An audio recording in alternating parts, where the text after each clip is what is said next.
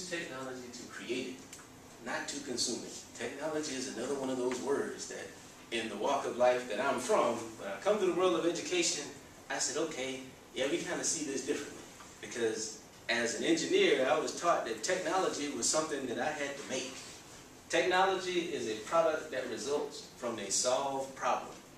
The computer solved the problem of mass data entry and analysis by hand. That is the problem that it solved. Now, it has solved many other problems, but that was the first problem that it solved. The hammer solved the problem of driving in nails with your bare hands.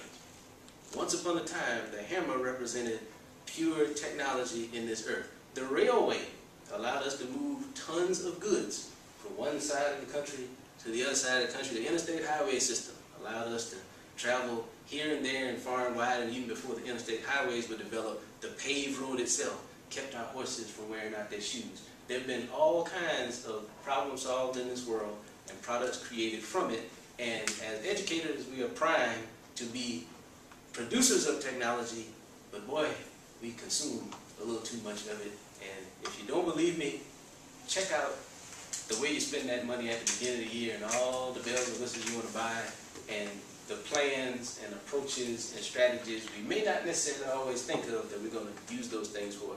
Every year in my school, everybody wants a new computer. And I go through this speech that my dad laid on me back in the 80s. So I got a computer when I was 14 years old, and that was the best thing my parents ever did for me. And then the second best thing that they ever did was they bought a second computer when I was 15, which meant I got that first one all to myself. And having used it for 25 years now, there are a lot of things that I learned how to do with it. It is my employee. All the things that I get thrown at me at my job, I don't even tell Keisha about it. Most of the time, I go tell my computer, because it's me and the computer to go figure out how to get it handled and make it look like 20 people got together overnight and made all this stuff happen. It's like, no, I know how to use that thing. I know how to make it sing. I play it like a piano because I've really learned how to use it. And I learned how to use it because I've been using it forever. But the story that I want to tell you there, let me see which one I'll use. Yeah, I brought something to show you. Yeah. Now all this is a flyer that we hand to parents when they come for parent-teacher night, so they know who their child's teacher is. Well, parent-teacher night for us is a time to come and have some strategizing conversation between parent and teacher about kids who are not doing so well in certain classes. So this subtly lets a parent know, well, here's how many teachers you need to go and visit. Now they know their child has 6 classes, so they get one of these and it's got 6 names on it. They know they're in for a long night. You may not want to spend a whole lot of time in it. But just subtly, this is handed to every parent that comes to parent-teacher night. But now, how did it come to be? Well, we got a database of all the parents at the school. We've got a data system that generates all kinds of reports about all of the kids' grades if you can go in and understand that data and be able to do something with it. Everybody use Microsoft Word? All right. There's one thing I know how to do in Microsoft Word, and it's called mail merging. Anybody ever mail merged? All a mail merge does is it takes a document and marries it, if you will, to a database so that you can personalize the document.